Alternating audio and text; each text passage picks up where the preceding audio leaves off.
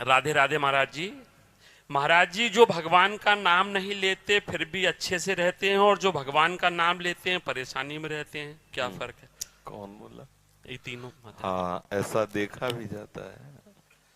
क्या होता है कि जैसे कोई प्रभु का नाम जप नहीं कर रहा और बड़ा लौकिक पदार्थों से भरा पूरा देखा जाता है, सुखी देखा जाता है, तो उसमें हमारे भागवतिक विधान में एक सिस्टम है। जो भगवत मार्ग से विमुख आचरण, पापाचरण, अधर्माचरण करता है और आपको सुखी नजर आ रहा हो, तो उसके बहुत थोड़े पुण्य हैं। उनको भुगाने के लिए पहले हमारे संविधान, भागवतिक संविधान में उसके पुण्य नष्ट कर, क्योंकि जब उसे दुख मिलेगा तो पुण्य उसका सहयोग कर देगा, इसलिए पहले उसके सहयोगी का नाश किया जाता है। उसका सहयोगी जो सुकृत है उसको दे दिया गया। अब वो पापाचरण में और उन्मत्त हो गया। अब उसके वो सुकृत चल रहे, इसलिए उसे जुकाम भी नहीं होगा। अब वो सोचता है कि कुछ नहीं, कोई निर्णय नहीं, कोई भगवान नहीं, मनमानी पापाचरण करो, खूब मौज से रहो, और वो सुकृत उसके नष्ट हो रहे हैं। और जिस दिन उसके सुकृत नष्ट हुए, फिर मिटिया मेट होते हुए देखा है। देखा है, शास्त्रों का विधान तो है ही, हमने देखा है।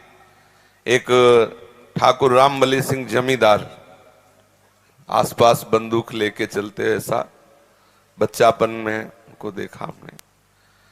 वो ऐसे मतलब अपने गर्भ में रहते थे कि किसी को कुछ नहीं मानते थे। एक गरीब ब्राह्मण था जिसकी उन्होंने संपत्ति का अपहरण किया, तो वो गया और हाथ जोड़ा कि लंबरदार, गांव में ठाकुर जमींदार को ऐसे प्यार भाषा में बोले, लंबरदार, आप तो राजा हो, आप तो ठाकुर हो, आप तो जमींदार हो, गरीब ब्राह्मण हैं, उतने से ही परिवार चलता था, आप गालियां बके।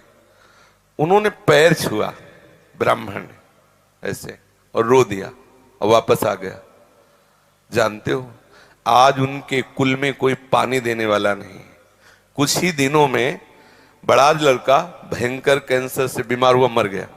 दूसरा दिमाग खराब हो गया, तीसरे की टांग टूट गई, चौथा लेबरी करके उनको जो खवाने वाला था पीलिया हो गई। और आप अफीम के इतने नशेबाज बन गए कि धीरे धीरे सब, जहां उनके आगे पीछे बंदूक लेके चलते थे वहां मक्खी उड़ाने वाला कोई नहीं रहा, और एक पशु की तरह मरे जब कोई फेंकने वाला नहीं, ऐसी स्थिति। होता क्या है कि शुभ कर्म जब तक हमें, वहां के हमारे भागवतिक विधान में सिस्टम है, यदि आप अधिक पाप करेंगे तो आपके जल्दी से जल्दी शुभ कर्म आपको दिए जाएंगे, कि वो नष्ट हो तब तुम्हारा नाश शुरू होगा।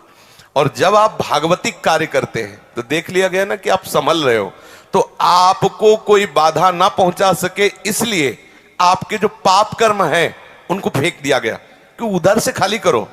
जो उसके शत्रु पक्ष के पाप कर्म जमा है उसको नष्ट करने के लिए उनको भेजो, क्योंकि इस समय धर्म निष्ठा में है, ये पचा जाएगा। तो उसके पाप कर्म आते हैं और धर्म में प्रबल होकर के उन पाप कर्मों को भोगता है, धर्मात्मा बन के चलता है। जिस दिन उसके पाप नष्ट हुए, वो सुकृत और ये वर्तमान के सुकृत मिल गए, उस दिन जय हो जाती, उसकी कोई पराजय सजयती, त्रिभुवन में उसकी जय जयकार हो जाती है, और उस पापात्मा का ऐसा नाश होता है, कोई पानी देने वाला नहीं मिलता। ऐसा नहीं है कि पापी पुरुष मौज से है और धर्मात्मा कष्ट से है, उसके रहस्य को नहीं जानती, इसलिए तुम्हें ऐसा लगता है। समझ पा रही हो?